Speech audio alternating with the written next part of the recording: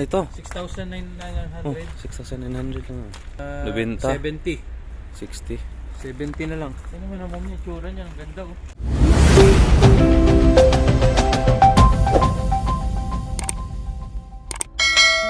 May mga nakapark dito na mga kotse.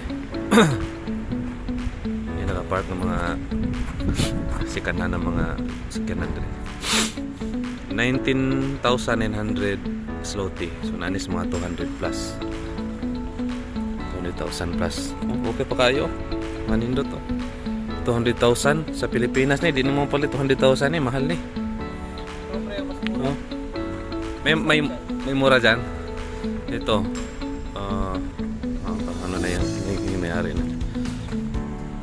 Ito 20,900, mas mahal to. Kulang-kulang 300,000 na to. Ito nasa 220,000 to. Mercedes.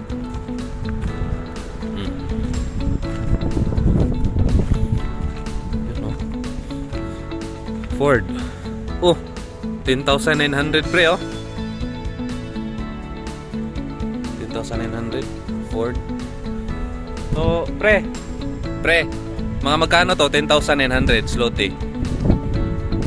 100 plus. 140. Oh, mga 100 plus. 100,000. Mura oh. Saan? Volkswagen pa. 6,000 lang. Ito yon. Oh. Ito. 6,900. Oh, 6,900. So, magkano yan? Ito, mga ano na lang to. Nabenta? 70.